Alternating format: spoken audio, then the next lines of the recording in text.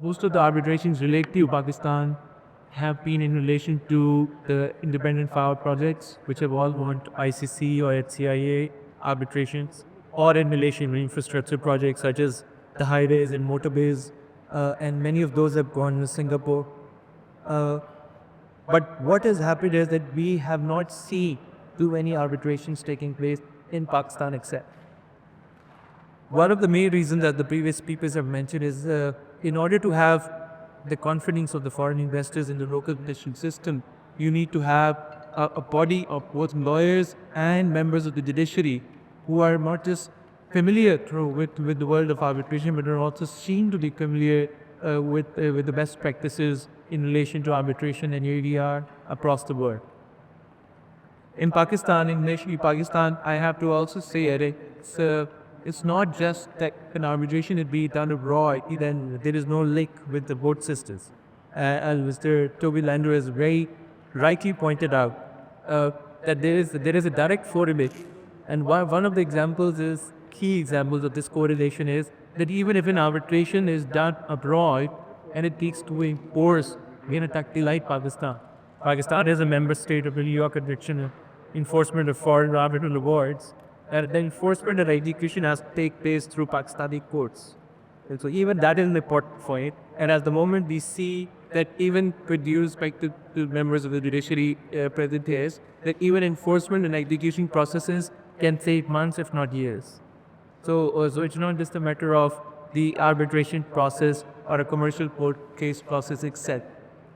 Now, in relation to ease of doing business in a country, contract enforcement is key. And as this Jawaz Hassan mentioned earlier, that steps have been taken in this respect in the past, are being taken to increase investor confidence and ease of doing business through enhanced and improved coordinated enforcement through the ports of Pakistan. But a lot needs to be done in this respect still. The High Courts, in particular, the High Court, Lahore High Court, has done its bit by pushing through the concept of commercial courts, working with other stakeholders to come up with a commercial courts ordinance, which unfortunately has lapsed at the moment. So the good work that's being done, it's not moving forward as it should at the moment.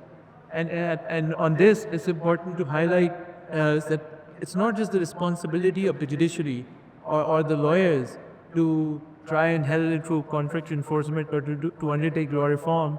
The main responsibility lies with the Parliament of Pakistan and with the provincial parliaments. And I think for the Pakistanis amongst us today, it's a responsibility that we all share and that we must highlight to this parliament and any future parliament that lawmaking needs to be undertaken in this respect. The Arbitration Act of Pakistan is supposed to be reformed. The Commercial Courts Ordinance needs to be improved, and a Commercial Court Act should be promulgated as soon as possible in order to move things forward. I practice a lot in the Middle East, and DISC ports and ATM ports are two good examples of how international and local investor confidence has been enhanced through processes of specialized ports at DISC and ADGF.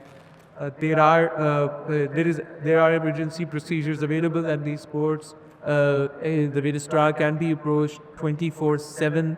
There is a requirement, but the movement of money never stops. International trade and shipping arrangements don't take a break at night, and therefore it is important that investors and international traders know that they can have recourse to courts at all times. Pakistan now, it is good to see that for the enforcement of fundamental rights, at least we can have recourse to courts at different hours. But hopefully, in order to propel economic growth in the country, we'll come up with a system in relation to contract enforcements and increasing investor confidence as well. The world have moved on. Mr. Rifat pointed out a very quick point about e-commerce and what's happening around you. The world have moved on to online dispute resolution. The world of e-commerce doesn't. You cannot go to traditional courts to resolve online disputes. It's just not feasible. So in order to do that, the world has moved on to online dispute resolution and global platforms like Amazon resolve most of the disputes online in a very electronic format with the minimum human interaction. So those are the kind of things that when we look at alternative dispute resolution, that we need to consider. So it's not just about traditional court structures anymore. Pakistan, as also pointed out by the biggest speakers, is a signatory to and member state of or a party to a lot of international investment agreements. The world's first bilateral investment treaty was in fact signed between Pakistan and Germany in the 1950s. Those international investment agreements, they have arbitration clauses in them. A lot of the large arbitration disputes and awards that you see, whether it's Ricodep or Tarke and others, emanate from those investor state treaties, investor state arbitration that starts from it. So Pakistan needs to be familiar with all of this. Okay? We need to, and thank you for the Chief arbitrators to finally starting the branch in Pakistan. We need to build the capacity of our in our legal profession and in the judiciary to be able to handle these arbitrations ourselves. Costs are a very key factor when it comes to commercial dispute resolution, whether through the commercial courts or international arbitrations or domestic arbitrations. I have to say that commercial court related dispute resolution is still cheaper than for an arbitration even domestically.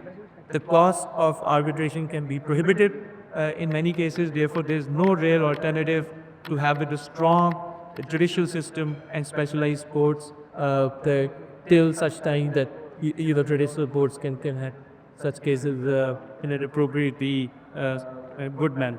So those are my initial thoughts. Look forward, even as.